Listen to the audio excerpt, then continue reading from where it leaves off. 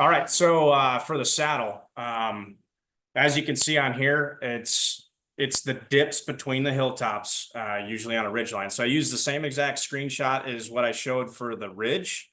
But then I just circled the two saddles. So it's the spot that's in between the hilltops. So literally, if you think of it, you can see it in the illustration. If you think of it looking like kind of like a horse's saddle, where you could actually sit down in there, and these things can be really big, or sometimes they can be really small. I think of an example of 2012 in Afghanistan. I landed a Black Hawk helicopter in the saddle of a mountain to medevac some guys out, which was plenty big enough for a helicopter to land in there. So these saddles can be really big or they can be really small.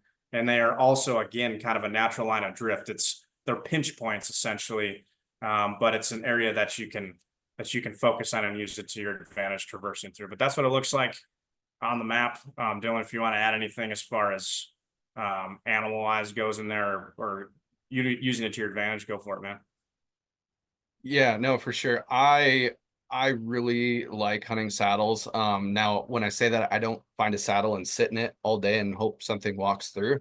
But if I am elk hunting and I hear a bull bugling and maybe he's transitioning from like, a food source to a potential bedding area, like if I can string together like, okay, he was down here, now he's up here, like a general direction he's going, oftentimes I'll pull out my phone and I'll be searching of like, hey, well, if he's on that side, the good bedding is on the north side, and there's a really good saddle in the general direction that they're going. Like there's a very good chance that if I can beat them to that saddle and get the wind right, you might still have to like call them in or whatnot, but it's just a really good thing to pay attention to when you're in the moment hunting, because there's more oftentimes than not, if that bull and that herd of elk is transitioning from one side to the next, they're going to use something like a saddle.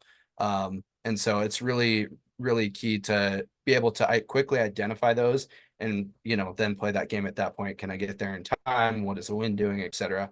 But yeah, saddles are very, very important in my opinion. Yeah, I've found a lot of times too. Like I remember hunting in Idaho, elk hunting in Idaho, that in the saddle, just like you were saying, Dylan, the transition area, I've noticed massive rub lines for elk going through a saddle as well, because they can kind of use that as a transition playground too. Because a lot of times in the saddle it flattens out a little bit, maybe not a ton, but it flattens out a little bit. They can chase cows around a lot easier in there and stuff, and you can just kind of pick those out based off of where you're locating them audio wise, and figure out where they might be punching through, so you can maybe even use a different saddle to get on the other side of the one they're using.